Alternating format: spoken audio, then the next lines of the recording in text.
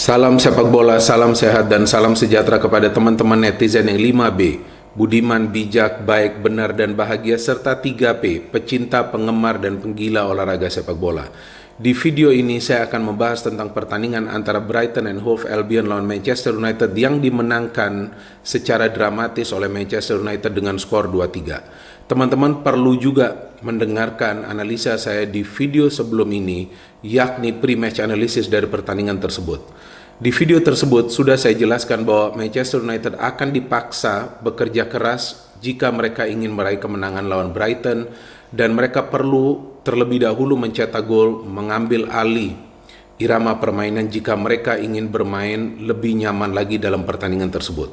Yang terjadi justru adalah Brighton bisa mencetak gol lebih dulu, dan betul MU dipaksa bekerja keras untuk bisa meraih kemenangan, bahkan mencetak gol di menit ke-100 atau menjelang menit ke-100 lah, saya tidak tahu tepatnya menit keberapa.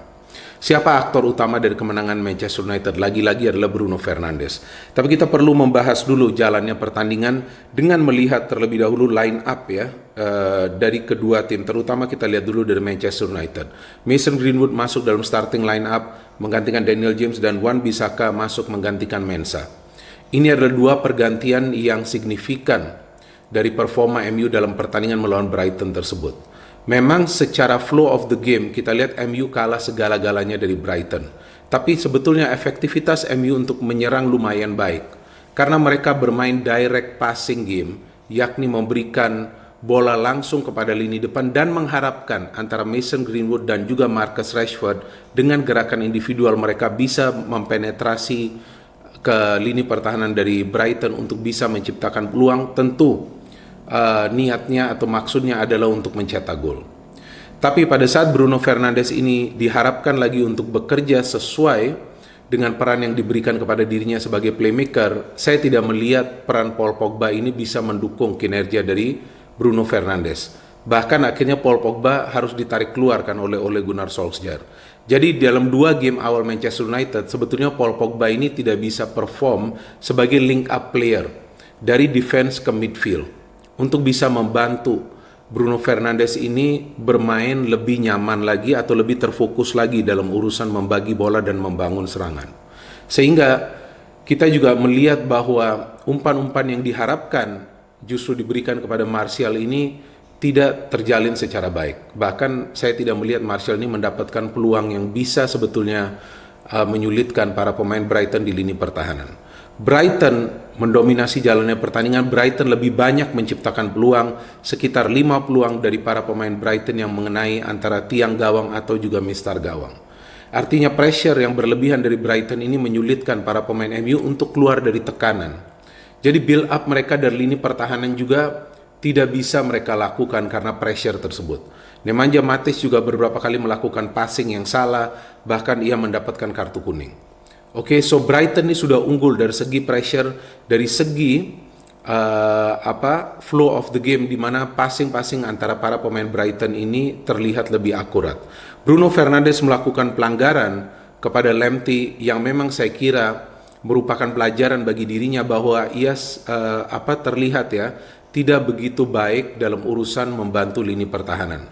Terlihat jelas Lamptey lebih unggul dalam posisi dan juga berada dalam akselerasi tinggi, tapi tetap saja Bruno mengambil resiko untuk mendekatinya, dan hanya sebuah kontak biasa saja yang memang mengakibatkan Brighton mendapatkan penalti, karena yang dilihat adalah kontak di dalam kotak penalti. And then Brighton mencetak gol melalui Maupay dengan penaltinya yang sangat cerdik tersebut. Kemudian terus-menerus pressure yang diberikan oleh Brighton coba di-counter oleh MU dengan cepat, dan MU mendapatkan respons cepat saat mereka bisa mencetak gol dari set piece yang adalah gol bunuh diri dari Brighton, dari Lewis Dunk. Ada peran dari Matic yang memberikan sontekan kepada Maguire yang melepaskan tembakan mengenai pemain Brighton tersebut. Bagaimana jalannya babak kedua? Babak kedua juga sama, kita melihat Brighton tetap memberikan perlawanan kepada serangan yang coba dibangun oleh para pemain MU. Hasilnya sebetulnya mereka bisa saja mendapatkan penalti kedua setelah Pogba dianggap melanggar Connolly. Tapi bingung juga, setelah wasit menunjukkan penalti ternyata ada VAR check dan dianulir keputusan penalti tersebut, bahkan Donnelly yang diberikan kartu kuning. Oke, VAR ini sangat berperan lah, mereka melihat kejadian-kejadian secara detail. Tapi terlihat kan bahwa peran wasit nih sekarang sudah mulai berkurang dari sebuah pertandingan. Bahwa keputusan wasit bisa dianulir oleh VAR check and review. Jadi kalau kita berbicara soal untung dan rugi, ya susah juga kita mengatakan bahwa ada klub yang diuntungkan oleh VAR atau ada klub yang dirugikan oleh VAR. Karena VAR ini kan memberikan sebuah review yang sangat mendetail dengan juga melakukan close up dari kejadian tersebut atau memberikan pandangan close up dari kejadian tersebut.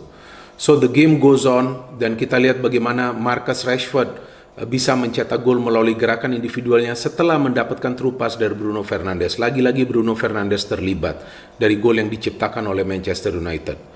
Brighton juga tetap tidak kalah dan mereka akhirnya bisa mencetak gol pada saat pertandingan sudah memasuki masa injury time yang saya melihat sudah mendekati menit ke-95 atau 94 plus. Mereka melakukan selebrasi sehingga wasit memikirkan untuk menambahkan injury time tersebut. Dan saya melihat pada saat MU mendapatkan final chance dalam game yang sudah memasuki masa injury time, melewati injury time yang telah ditetapkan yaitu 96 plus, di sanalah kita melihat ada sebuah drama yang terjadi saat Maguire melakukan sundulan, ada handsball dari Maupay dan ada juga clearance of the line dari salah satu pemain Brighton dan wasit yang saya dengar sudah membunyikan peluit panjangnya. Tapi kemudian ada protes dari para pemain Manchester United, ada VAR check and review yang membuat wasit justru kembali melanjutkan pertandingan dan memberikan penalti kepada Manchester United karena jelas itu adalah handsball dari Maupay. Yang menjadi pertanyaan bagi kita semua kan apakah betul wasit ini diperbolehkan melanjutkan pertandingan kembali setelah final whistle. Kalau dari peraturan yang memang saya baca dari International Football Association Board bahwa tidak ada time limit bagi VAR check and review. Dan bisa saja VAR check and review ini dilakukan pada saat wasit sudah membunyikan peluit untuk halftime atau juga full time. Asalkan para pemain belum meninggalkan lapangan. Jadi kita lihat bahwa walaupun wasit telah mensinyal bahwa pertandingan telah berakhir atau sementara berakhir di halftime, VAR check and review ini tetap berlaku. Memang ini adalah kontroversial karena baru pertama kali kita melihat kejadian ini pada saat final whistle. Dan bagi wasit Kavanagh mungkin yang menjadi persoalan bagi para pemain Brighton bahwa ia membunyikan final whistle dan juga sebetulnya menunjukkan indikasi bahwa pertandingan telah berakhir, padahal mungkin saja sudah ada instruksi di kupingnya bahwa sedang dilakukan VAR check and review. Jadi wasit tidak bisa mengendalikan situasi dan kondisi di atas lapangan. Terlihat wasit yang bertugas dalam game Brighton melawan Manchester United ini sepertinya sulit juga ya untuk mengambil keputusan secara bijak. Penalti pertama dari Manchester United di musim ini loh. Musim lalu kalau tidak salah mereka mendapatkan lebih dari 20 kali keputusan penalti yang mereka konversikan menjadi gol secara keseluruhan di semua kompetisi. Tapi ya memang yang terjadi adalah handsball dan Manchester United selamat dari kekalahan. Tapi saya kira Manchester United adalah tim yang masih sakit karena secara permainan terlihat mereka tidak berkembang sama sekali. Hanya karakter dari para pemainnya yang memang memiliki fighting spirit tinggi yang membuat mereka bisa bertahan dalam game tersebut, tidak tertinggal banyak gol dan juga peran dari penjaga gawang De Gea.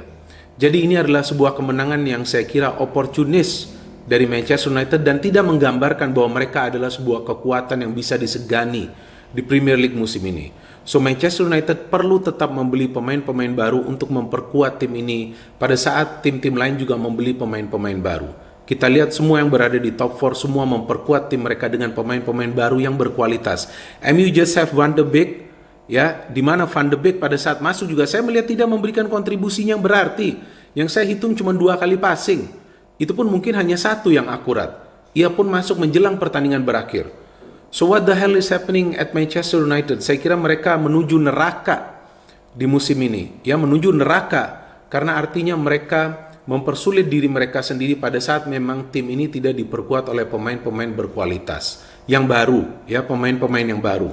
Jadi jika ini tetap tidak dilakukan oleh manajemen MU menjelang bursa transfer berakhir, saya kira MU akan tetap sakit dan MU akan berada di ruang perawatan lebih lama lagi karena kita lihat permainan mereka sama sekali tidak ada bagusnya dari 2 pertandingan Premier League awal. Oke, mereka bisa menang melawan Luton, tapi lagi-lagi Piala Liga itu kan bukan menjadi prioritas bagi Manchester United. Apa sih menang melawan Luton, klub yang kita tahu berada di kasta jauh lebih bawah daripada Manchester United. Manchester United is a big team, tapi dalam 2 game awal Premier League terlihat mereka adalah tim yang oportunis, yang hanya mencari sebuah situasi yang menguntungkan dari pelanggaran-pelanggaran pemain lawan di dalam kotak penalti atau juga di luar kotak penalti, agar mereka mendapatkan peluang mencetak gol dari bola mati.